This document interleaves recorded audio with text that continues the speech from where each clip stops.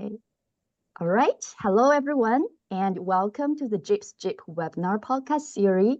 So today we have multinationals, companies, and financing global climate change initiative, exploring roles, opportunities, and challenges. So my name is Stephanie Wang. I am Associate Professor of International Business at Kelley School of Business, Indiana University. I am one of the co-hosts of this webinar podcast series. Klaus Meyer and Carol Fee, they are the other regular co-hosts. So it's a great honor to have a guest co-host today, Professor Zahra. So Shaka is a mentor and also a good friend to me, also co-author. So it's a great honor to have Shaka here. So Shaka is the Robert Buck Chair at Carson School of Management, University of Minnesota. Everyone know him, so I don't really need a lot of introduction about him. So he's well liked, if you know Shaka. So, but he's specialized in entrepreneurship, innovation, and strategy, and widely published and cited.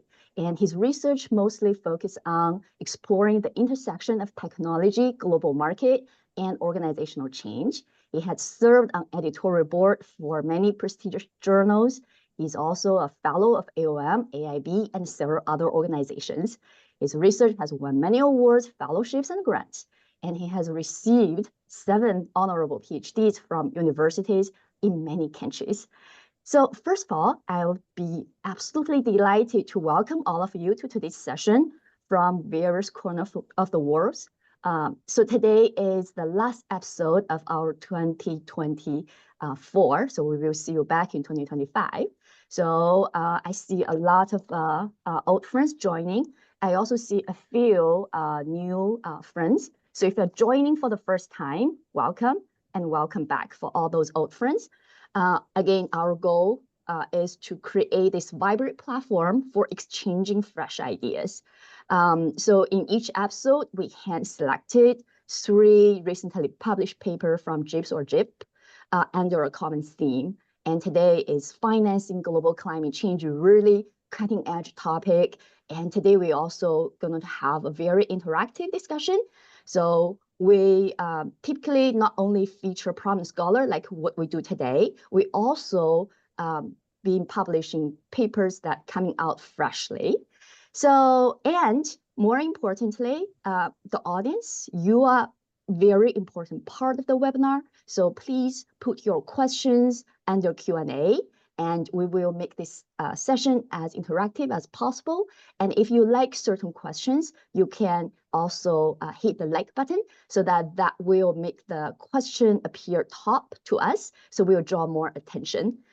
All right, so that's all from me. Now I'm going to hand the virtual floor to Shaka. Shaka, please take it over. Thank you very much, Stephanie, and I really, really appreciate the introduction. It's a wonderful day to have a conversation like this. We've seen a number of international conferences dealing with climate change and how different countries might contribute to this, what the role of multinational companies are all about. I wanted to welcome the audience from everywhere. I know it's different time zones, so we really, really appreciate the fact that you took the time to be with us, because this is really an important issue, not only for in terms of scholarship, but in terms of how we live and where we're going to go from here. We are lucky because this actually is the kind of a forum to celebrate the accomplishment of Franklin Allen, who received the Eminent Scholar Award in 2023 from AIB. And that was a very rigorous search committee that I was the chair of the committee. And then he was asked to contribute a paper to JIPS, and we were asked to do commentaries, and that's what we are going to do today. So, of course, Professor Allen is one of the most accomplished people in his field, has been on many top universities, including Wharton and Imperial and so on.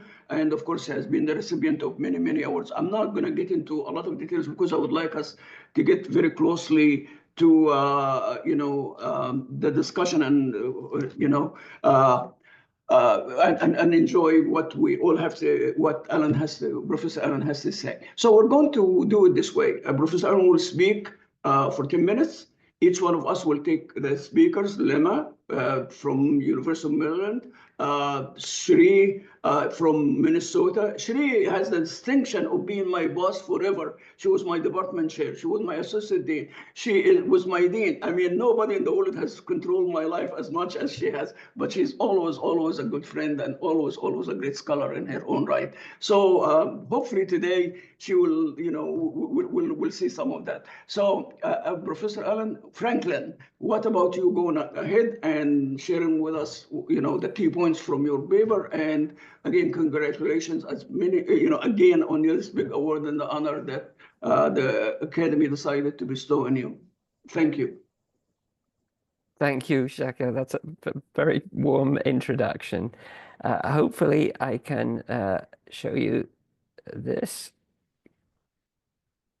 Can you see my slides okay? No, not yet. No. I think they have to allow you to share if they haven't. Okay.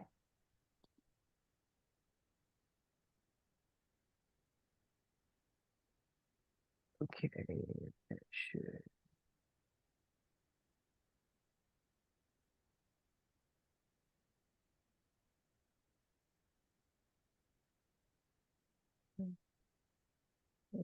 Perfect.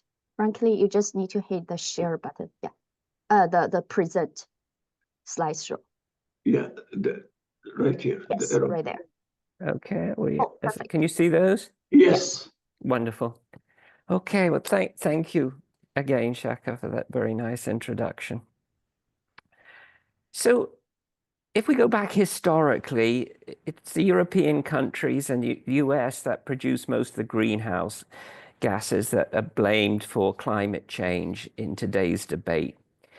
Now, today, it's switched around in terms of current emissions because it's emerging countries such as China and India, which are major emitters. But historically, they didn't produce much, so they aren't much to blame for the situation we now face. But the problem is that to limit global warming, we must now try and decarbonize their industries, but they don't have the resources to do that. So the question is, who should pay for this? So India and other emerging countries argue that climate justice requires that the countries that cause the basic problem, which is the European countries and the US and a few others, should bear the costs, but they disagree. Now, in COP15 in 2009, developed countries agreed to jointly mobilize $100 billion a year by 2020 to help developing countries to deal with climate change. But as of that 2020 date, there was still not enough funds committed by the developed countries. They were 17 billion short. Now, the problem is that even the 100 billion is very small relative to the 5 trillion US dollars or more that are usually thought to be necessary to solve the problem and provide the kind of transition that we need if we're going to keep to the Paris 1.5-degree increase. Now, at COP29 a few weeks ago in Baku, they made another agreement, which was to increase the amount each year to $300 billion by 2035. Now, the problem is that given the likely departure of the US from climate agreements, when President-elect Trump becomes president, and the need for defense spending in Europe and Japan and Korea, given geopolitical problems and so forth, it seems unlikely that those kinds of funds, even the 300 billion, will be allocated by countries. Now, what we argue is that multinational enterprises, MNEs, can help. They have expertise, investment, and government experience to allow developing countries to deal with this climate change if certain conditions are met. And I'll talk more about that as we go through. Now, this is an outline of the paper. And let me talk about, first of all, the features and then the instruments. So MNEs are large with value of many exceeding the GDP of entire countries. By changing their own operations and supply chains, they have a significant impact on climate change directly. For example, one of the cases that we look at in the paper is the confectionery company Mars, which has a carbon footprint comparable to that of Finland's. It has pledged $1 billion to halve its total emissions by 2030. There are many other examples of firms that are significant emitters that have done this. Now, in terms of resources and technologies, we give the example of the Danish company Vestas, which is a leading wind turbine manufacturer. It installed its first wind turbines in China in 1986 in Shandong and Hainan Island, and it built its first assembly factory in China in Tianjin in 2007. Now, China's government provided a wide range of direct and indirect subsidies and implemented a number of other supportive policies. Now, over time, the industry has prospered there, and China is now the largest wind turbine manufacturer globally and the largest exporter. Now, similar histories hold for a number of other important climate technologies, including electric vehicles and photovoltaic solar cells. Again, China is the largest producer and dominates global markets in those areas. Now, the third one is resources and technology. And what we see there is that collaboration between large M&Es can lead to cost efficiency and the sharing of risk in managing the climate transition. A good example is the Oil and Gas Climate Initiative, also known as OCIG. 12 major hydrocarbon M&Es have agreed to reduce methane emissions, with the second most damaging GHG after CO2, and they pledged to reduce that to 0 by 2030. Access to capital. M&Es have access to capital, which means they have wide and diverse capital markets that they can raise funds in, and they can access at a lower cost. They also have efficient internal capital markets that allow them to redistribute and transfer resources efficiently across borders. These effectively substitute for external financing in emerging countries. Now, in terms of instruments, the private instruments are very important. Now, M&Es have often been a significant part of the problem of causing climate change, particularly think of oil and gas companies, for example. But next, we're going to consider how they can be incentivized to combat climate change instead. Now, if we think about some of the private instruments, investors concerned about climate change have used equity and debt markets to incentivize publicly listed companies to take climate action. Now, as an example, as of 2022, 157 M&Es have been estimated to account for 60% of global emissions. Their total value was about $9.7 trillion. Now, ESG funds, which have combating climate change as a concern, were estimated to have $30 trillion under management. There is therefore more than sufficient capital for such funds to adopt an impact mandate, acquire controlling blocks of shares in these major pollutions and reform them. Green debt market represent another $7.5 trillion of funds to incentivize firms to pollute less. There are two major kinds of that. There are project-based green bonds and loans where borrowers promise to undertake various projects to achieve those ends. Also, there are outcome-based contingent contracts where the interest is contingent on the reduction of GHG emissions. Now then, of course, there are the public instruments like carbon taxes and cap and trade, and subsidies are another tool. The problem with these is that they have to be subject to a political process, and in most countries, there isn't willingness to adopt them.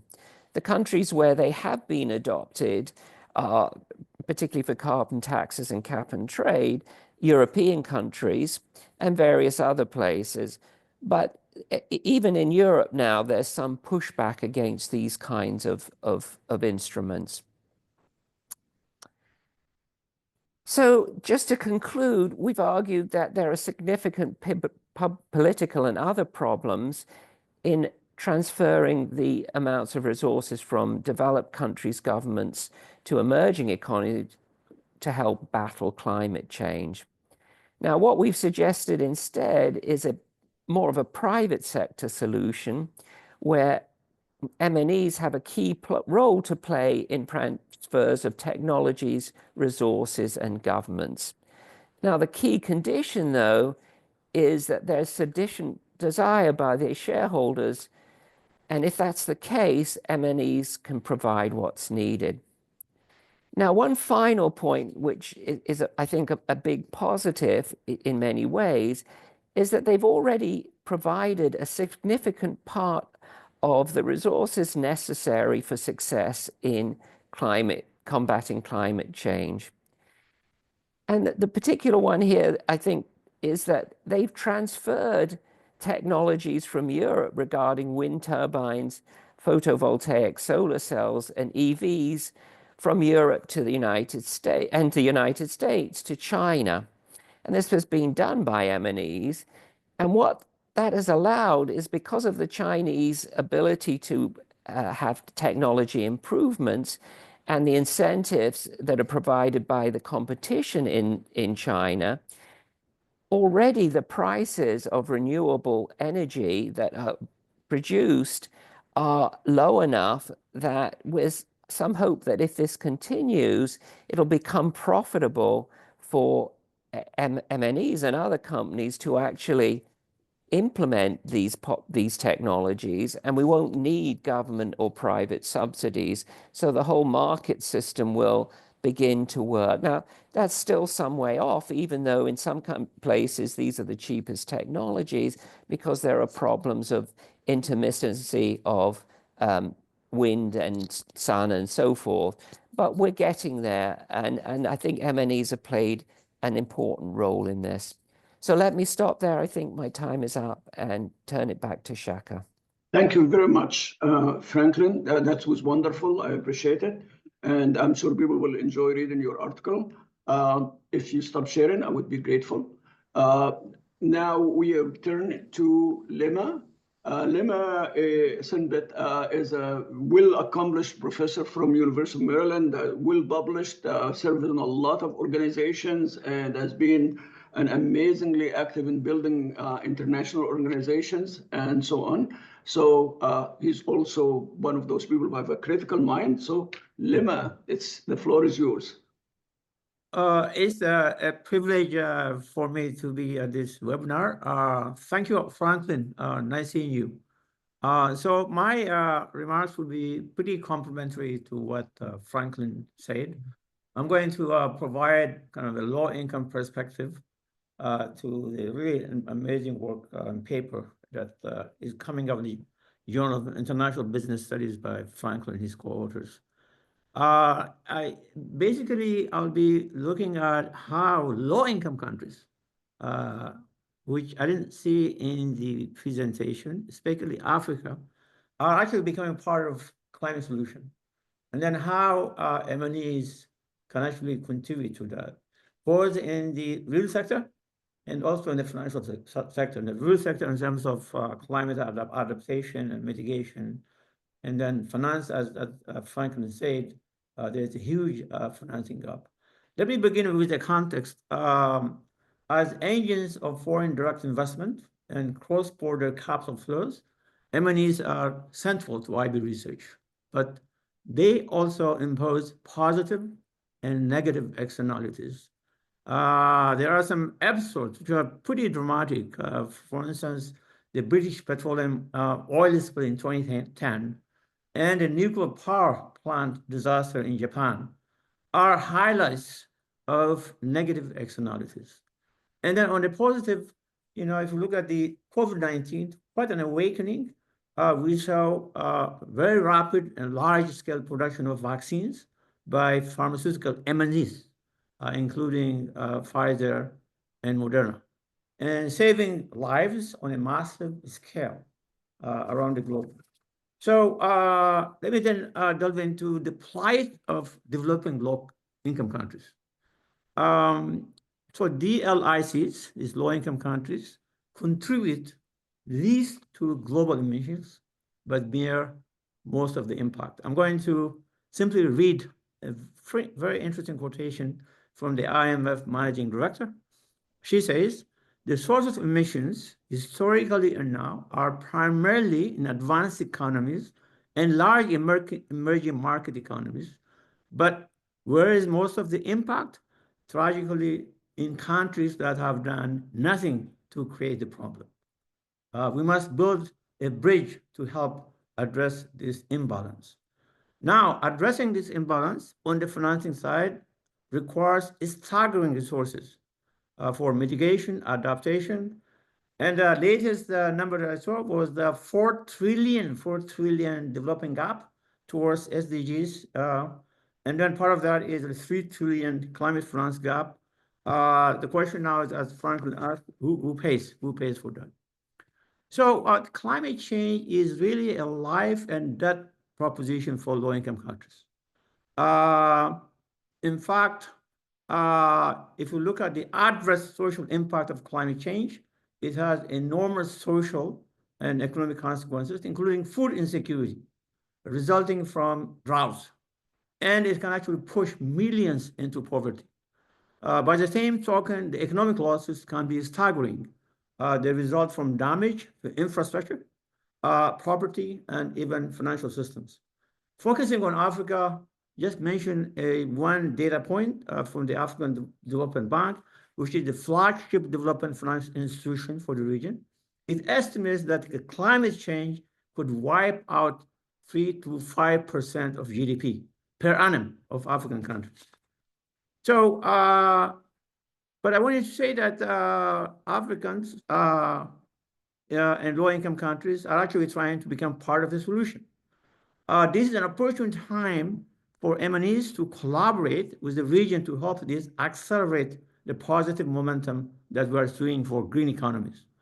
Another low-hanging fruit is generation of value chains associated with abundant energy resources in the region so that processing is done locally. So African countries here are also taking proactive measures for the promotion of regional value chains by putting restrictions on the export of critical raw materials. By the way, talking about raw materials and critical, DRC accounts for 70% of cobalt. This is for EV batteries. So over 40% of sub-Saharan African countries have actually carried out these measures, and they include Nigeria, Namibia, Zimbabwe. And in response, mining companies are establishing processing plants locally in the region. So they're also deploying climate adaptation measures, reducing industrial emissions, scaling up renewable energy, decarbonizing transport and urban transits, employing sustainable land use systems. Morocco, Nigeria, and South Africa have actually led the way. In addition, South Africa has introduced the Carbon Tax Act, which is also mentioned in Franklin Allen's paper. More recently, at a high level, the African Union adopted the National Declaration at the inaugural Africa Climate Summit in Nairobi, committing to climate positive development path with concrete measures. So thus, African countries are paving the way for MNEs to be proactive as agents of value creation in low-income countries. So now, MNEs can be part of climate solution in low-income countries. So they both in the real sector and in the finance sector. So I'm going to give you some examples for that. For instance, they could have an outreach to low-income countries, including Africa, and they can redesign the current products to be fit for purpose. That is, to be climate resilient. I'm citing Unilever, which actually is a prominent example that designed a laundry detergent Omo to reduce water consumption and come up with a newer version to reduce consumption of water. And that is very important in terms of climate resilience because it, especially for populations that face future water issues. Now, even on the financing, on the climate finance side, Africans are also taking proactive measures, but this is an area where the gap is so huge, so staggering that these official sources, the World Bank, the IMF, governments cannot bridge this. So in complementing to what Franklin is saying, the participation of the private sector, and by the way, not just the M&E in manufacturing. So M&Es are also in financial services. So M&E banks can actually unlock private capital for low-income countries. They can deploy their technology and resources to support startups engaged and also climate finance startups, including fintechs. So Lemma, almost, can you keep some of that for the discussion?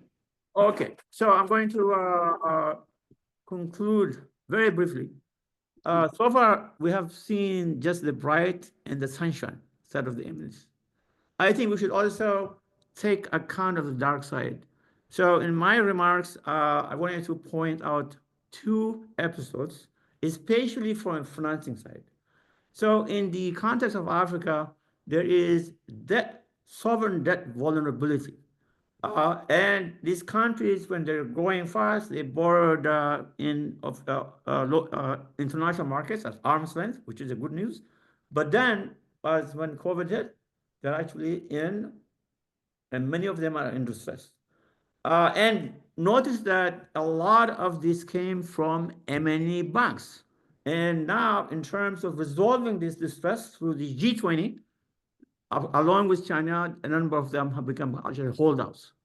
And why is this important? Because it would have freed up resources in bridging the climate finance. The other thing is I'm going to, this will be my last, is M&Es. I did oversee a large study on capital flights from Africa when I was heading ARC.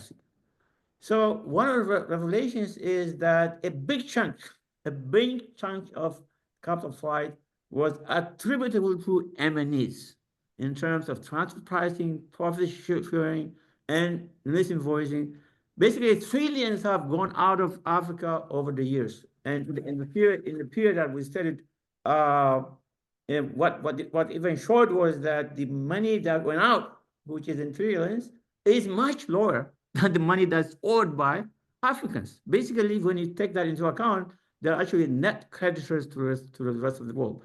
So basically, I'm simply bringing some balance to the discussion that we have, bringing in not just emerging economies, but really the low-income countries and the special needs and the role that MNs have played. Thank you. We'll look forward to hearing more from that. I actually think this will be a topic for a nice webinar in its own right. So Stephanie, if you mark that in your agenda, we should invite us later. We can do that.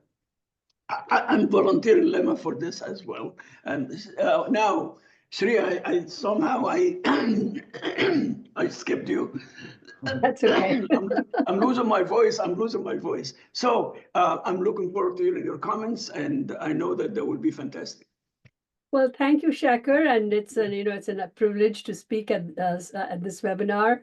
And I would encourage everyone to read Franklin Allen and his co-author's paper. Yeah. It is simply a magnificent summary of everything that is possible in the world in terms of financing climate action through multinational enterprise, both through public and private financing options. Now, I'm going to be a little provocative, and both Franklin and Lemma have spoken about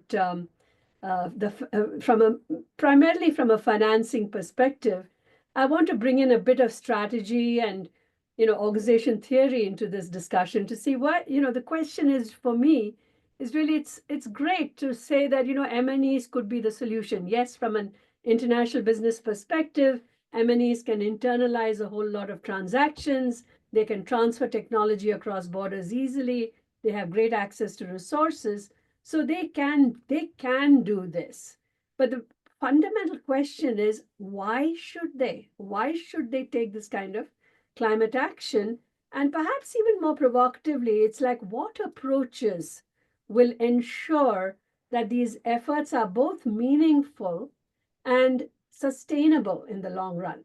So one common response is to say that, there are extrinsic pressure drivers to all of this. I mean, there are external pressures such as regulation and, for that matter, activist shareholders.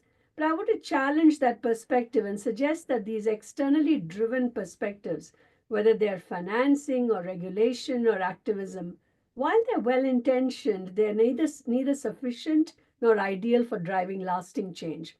So let's start with regulation. Right now, around the world, we are witnessing the rapid emergence of environmental reporting requirements, measurement requirements from the EU's Corporate Sustainability Reporting Directive, CSRD, to the SEC's new climate disclosure laws, which are probably not going to happen.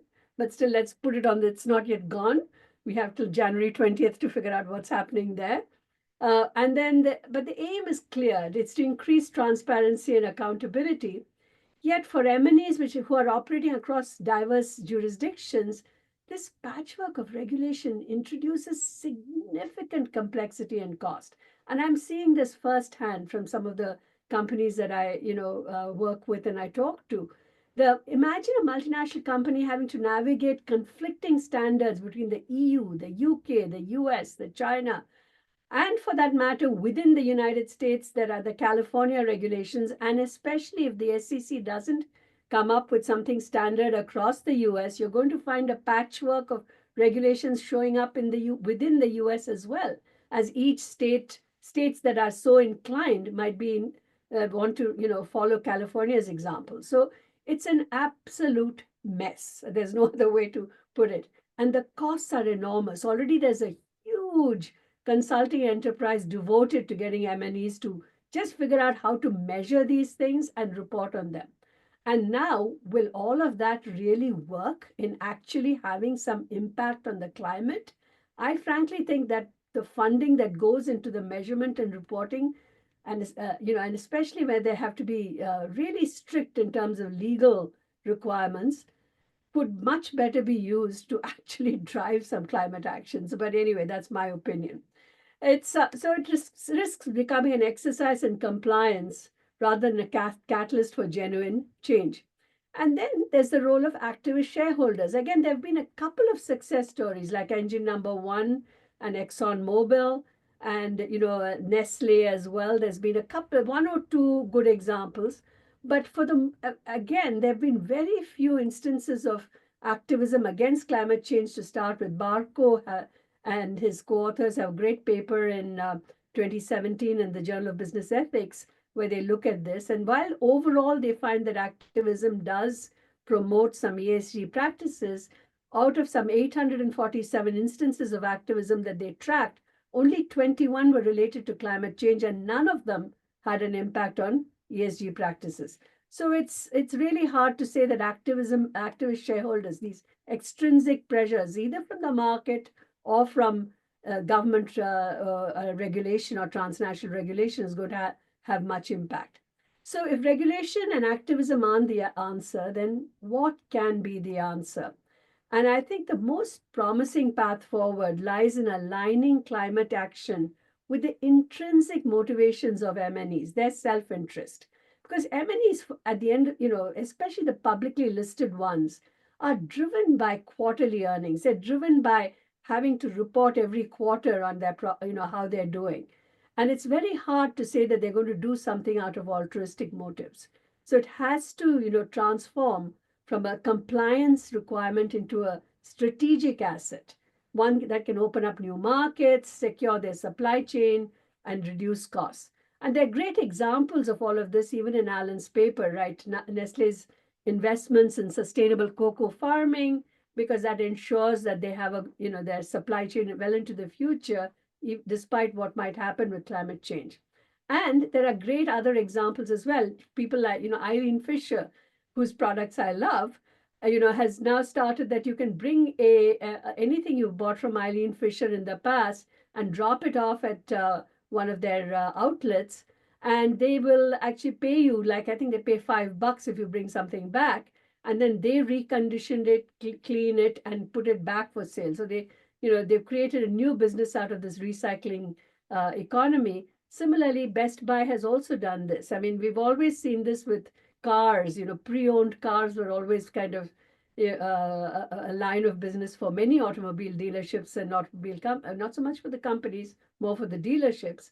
But now Best Buy, for instance, is finding ways to integrate the circular economy into its business model by taking back appliances which they can recondition and then put out for sale in their outlet stores. So these are kinds of examples of how firms can profit from actually taking recycling into account. And then, as Franklin Allen mentioned, the costs of low-cost energy the cost of green energy has come down so much that it actually often makes sense to go green. And so, that's probably the best way we can make sure that multinational enterprises,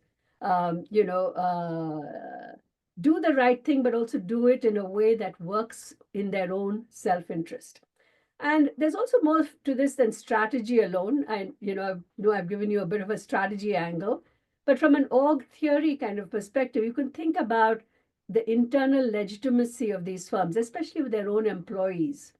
And as employees are increasingly drawn to organizations with mission and organizations whose values align with their own, this alignment can boost morale, productivity, innovation. It can create a virtuous cycle that benefits both the organization and society at large. So in closing, the question we must ask is not just how can we compel MNEs to act on climate change by external pressure, but how can we inspire them to see that taking climate action is integral to their own success. And so by embedding sustainability into their strategies, MNEs can lead the way in addressing probably what's one of the most critical challenges of our time. And it's not because they're forced to, but because it's the smart, strategic, and ultimately profitable thing to do. Thank you. Wonderful. This is great. I appreciate it. I think it's my turn. Given the remaining time, I'm going to be brief. I actually have a couple of slides. I wanted to find them and share them, I guess. Share. Okay. Actually, this is the title of my talk is MNEs and Financing Climate Change. Was not my original title. My original title, Who's Going to Pay the Piper? And the reviewers did not like this because I think that's one of the big questions. I think we all agree that multinational companies have much to say and do about climate change. They do, as Professor Allen and his colleagues tell us, they have the incentive, they have the skills, they have the resources, they have the governance system, and so on. But ultimately, the question is, Why should they do that? And I think Shri was talking about this, and me too. I come from a strategy background, so my comments come from this. So one of the key things about, I say this in writing, I think Professor Allen and his colleagues provided really one of the most insightful and comprehensive discussion of the role of multinational companies and their focus on paying for or financing climate change is especially relevant, especially timely right now. And they do highlight the resource, the skills, the opportunity, the incentives.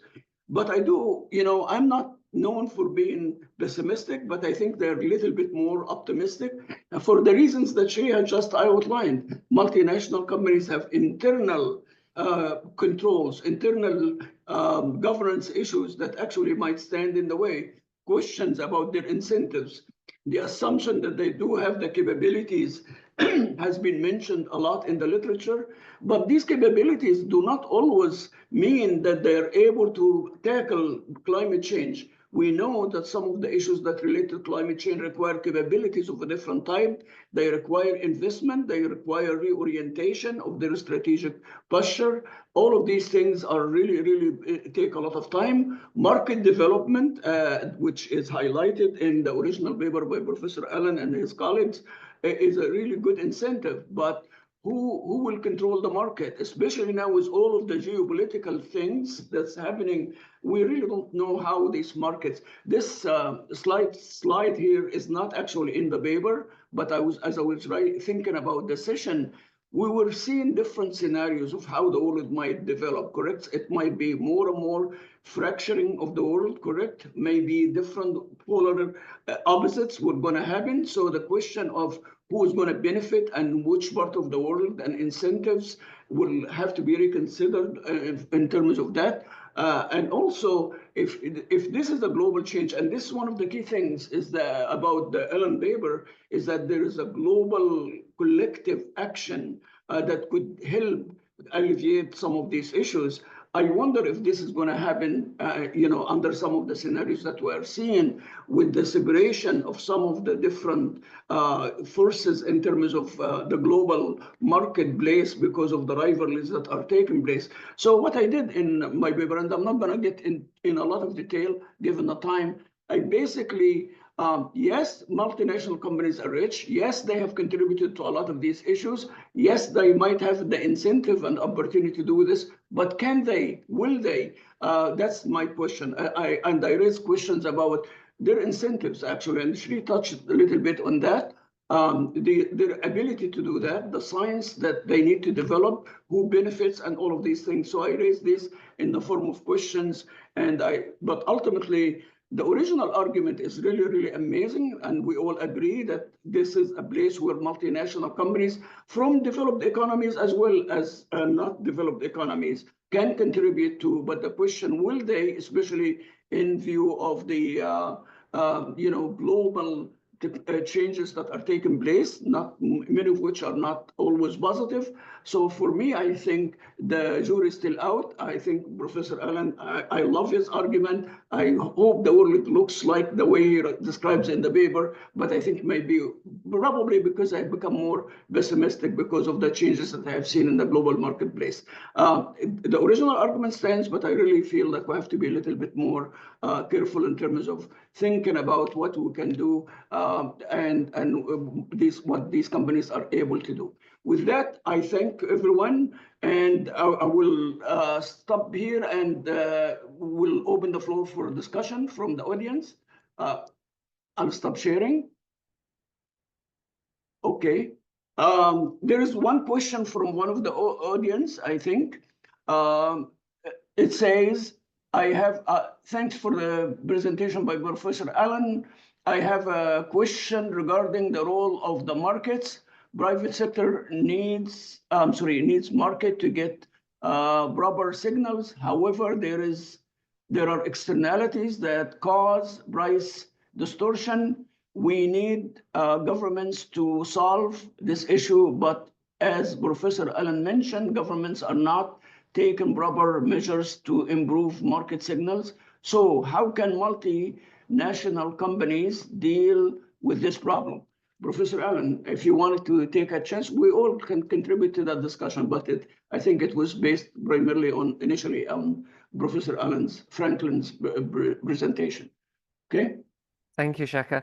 First Yeah. of all, I'd like to thank Sri and Lemma and you for your comments, and I'll say a bit more about that at the end. But Okay. in terms of this question that's been raised, I think governments do have an important role to play, but the real problem is that they aren't doing enough at the moment, and that's the basic issue. That you know, there are these carbon taxes and cap and trade schemes which are designed to try and deal with some of the externalities. But the first problem is that they are very limited. So if you look across the world, the average carbon tax is about $2 per ton, which is way below the kind of $190 that people say is needed. Cap and trade, similar kind of thing, it's not nearly enough to what's needed. How do we deal with that? Well, the problem is that there are government failures, but there also seem to be what I would term voter failures, in that voters keep putting in governments that don't seem to do very much about climate change. And of course, the recent election in the US is a classic example of that. After two enormous hurricanes, which had huge damage, it still didn't have any resonance. So I fully agree we need governments to do more, but they're not. And in the absence of that, I think we need other actors to deal with things, and private sector solutions are the best we have at the moment until governments fully get their act together. Thank you. This is fantastic. Hey, yes, Lemma, we don't see your active discussion here. Don't see you. I think this notion about MNEs need to be inspired, and they should not be compelled. I didn't get a message from Franklin's work that they have to be compelled. In some sense, the final thing is that they have to do this from their own self-interest. The issue is what kind of incentives should be in place so that there should be some kind of alignment, which is really the hard question. That's the hard question. And I think on the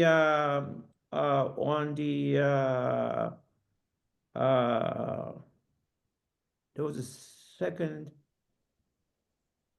yeah, or the government, the role of the government. Yeah, we should not ignore many groupings, sovereign groupings, like G20, AU, EU, World Bank. All of them are actually engaged in the climate action, climate financing gap, and especially G20. And the private sector solution, by the way, cannot survive in this huge financing gap without public engagement. So that's why it is so important to have public-private partnership.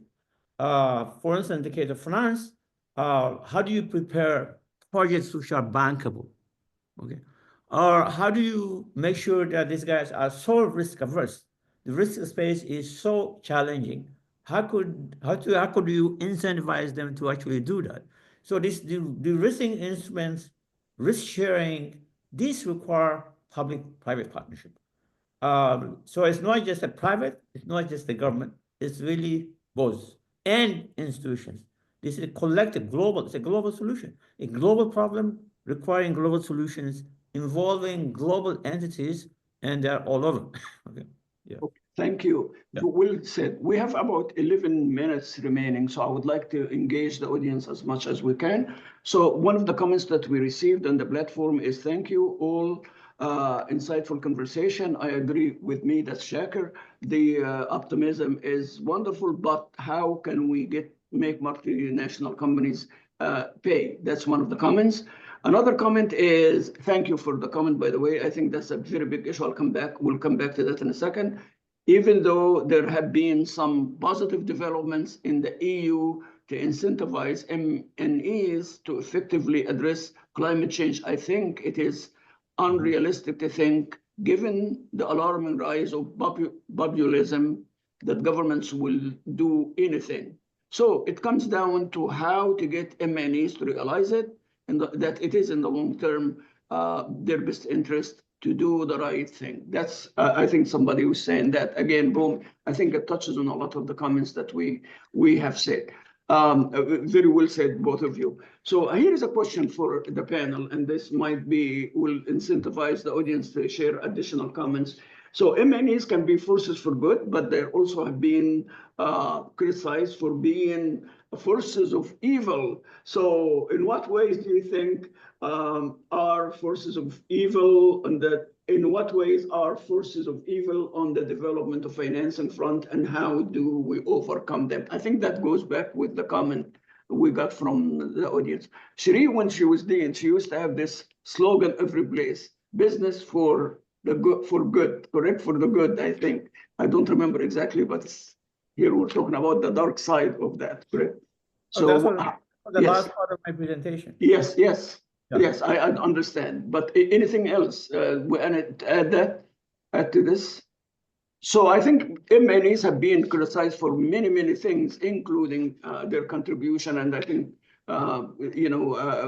Franklin touched on that in his presentation, saying that some of the MNEs created some of these problems.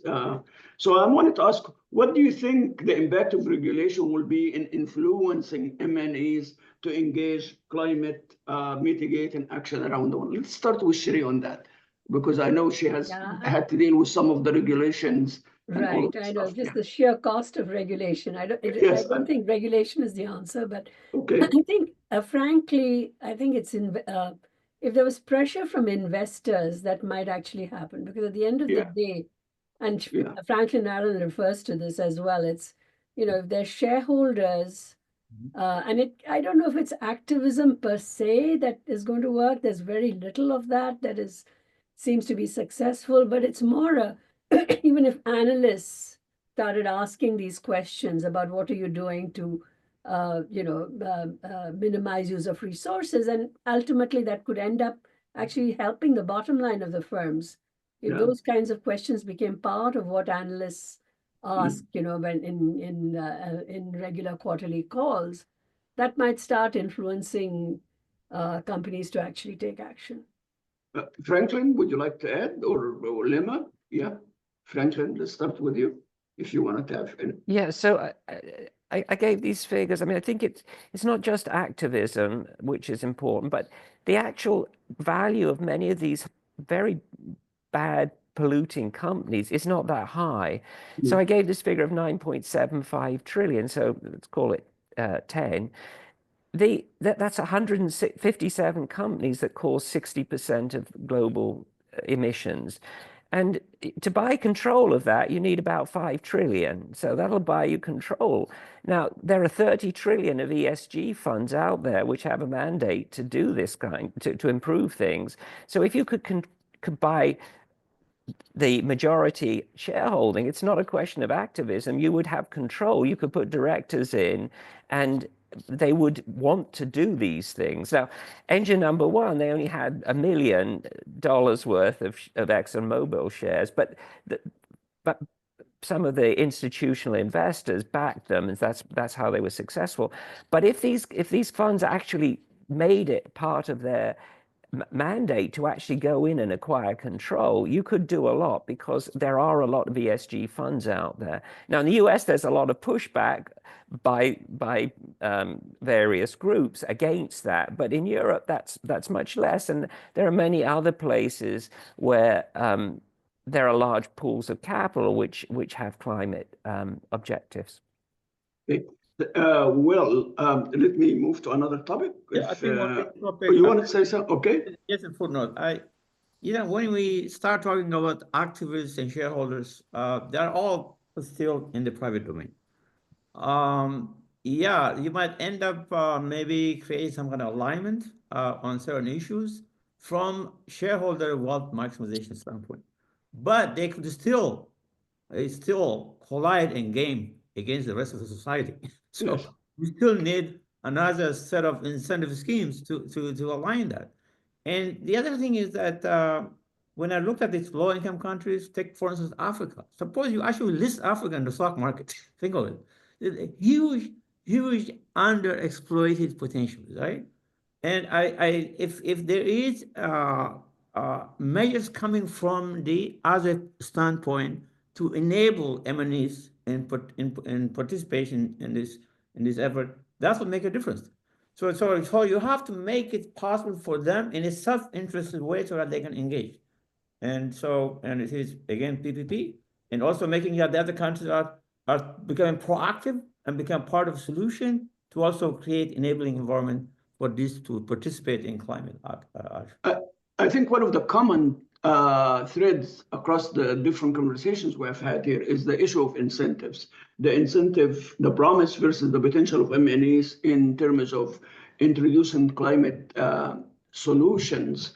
And there is an action gap essentially between the interest and the actual doing, the actual behavior. So what are some of the potential mechanisms where we can incentivize MNEs to bridge this climate gap, intention versus action gap? I know we touched a little bit on that, but can we articulate it a little bit more fully? Shri, I think you're eager to participate there. I think Franklin Allen and so on have really talked a lot about incentives. My concern is that finance is not the problem. I mean, in the sense that I don't think there's a shortage of financing options available to MNEs if they want to do this. There are all kinds of green financing options. They have their own resources, vast resources. So I don't think it is finance that's holding them back. And that's why I'm not so sure that incentivizing through finance is necessarily going to be that effective. I have great hope in two things. One is I think there are firms out there that are actually finding that they can, like for instance, we have Ecolab in our own backyard in the Twin Cities, and one of their biggest thing is to try and get firms to use less water resources, to reduce the use of really energy-driven resources, and firms like Excel Energy are doing that as well. So I think there is, this the customer-driven, that there is a market for this, and it's actually going to reduce your costs and also make you greener. I think that's a big positive, and that's one thing that I'm hopeful about. And the second thing I'm hopeful about is future generations. I think the next generation of managers coming up through these organizations they're much more clued up about climate issues, and I'm hopeful that they will actually turn things around. And Franklin, I think, yes, I understand. Yes, of course. Franklin, anything to say to this, or? Oh, I've said enough on this. So that's great. So let me touch on one sentence that Lemma said, and then I actually will give Franklin a couple of minutes to respond to us. I think it's only fair. Lemma, you talked about all of these global activities, global institutions, and so on. And Franklin actually talked about this, the global coordination problem issue. And me too. I really hope that this happen, but with all of the frictions, political, ideological, and different incentives across different regions and different ideologies, I'm not sure this coordination. Yes, a lot of these institutions, like the Baku conference and the one in Brazil and all of these are amazing initiatives, but I'm not sure about the global coordination and how sustainable it is in this rapidly changing global business environment. That said, I would like to give Franklin a couple of minutes, 2 minutes, Franklin, okay, if you wanted to respond to our comments. Oh, you can do that after Franklin talks. We need to give him some space. Yes, okay. So let me just say, I think ultimately the point I tried to finish the talk on, and which Sri agreed with, is that we need a technological solution whereby it actually becomes profitable for companies, both MNEs and non-MNEs, to use technologies which are clean. And we're close to doing that because the Chinese government has put in a lot of subsidies which have helped develop these technologies. And they're very interesting the way they do it. Rather than having national champions, they also open up a whole marketplace, which can include foreign firms. So with electric vehicles, for example, Tesla took big advantage of Chinese subsidies. And then there's very strong competition. So if the best example is photovoltaic solar cells. The cost of those has come down enormously, and it's far outstripped any kind of projections that people have had. Wind turbines have also done well. And if these technologies can be developed, and the same thing can be done with nuclear power stations, then there is a real hope that we can get private profitability to be the incentive for firms to adopt this. It's not there yet. We do need governments to do lots of things, but the problem is they're failing in many, many dimensions and in many, many places. And so there's a long way to go. Hopefully, we will solve this problem in the next few decades for the sake of our children. And I apologize, that was my young son making some noise. This is great. No problem. Ago. No problem. That's the future generation. Lemma, we have about 25 seconds for you. No, I think I agree with Franklin's yeah, of course. Hartford. But I also wanted to point out that you're becoming, I'm talking Sheikha, you're becoming overly suspicious about this collective action. Yeah. But I really think that there is a variation. There is a variation with that grouping. So one of the things that I've noticed in a pretty positive way is the role that G20 has actually played in debt restructuring. And also, by the way, Climate France, they have actually come up with a program which is to facilitate PPP. And the World Bank actually has recently created a lab for doing that. So it's not just those governments, sometimes when they come together in pretty well-functioning groupings, they seem to deliver better results. So this is a big issue, difficult issue, but I really think that we are making some progress. And then I think that I see the light under the end of the tunnel. Okay. Wonderful. With this, we come to the end of our session. I wanted to thank Franklin Allen and his colleagues for the wonderful piece of work, and congratulations again and again for your famous award, and Shri for your wonderful, and Lemma, of course, for all of your wonderful comments. And I would like to thank the audience, wherever you are, and the people who are going to see this. And of course, Rosalie Tang for giving us the opportunity to kind of share our ideas and develop them in writing and so on. Thank you very, very much. And it's good to see everyone, and all the best. Thank you, everybody. Bye-bye. Thank you very much. Yeah. Okay. I appreciate it. Bye-bye.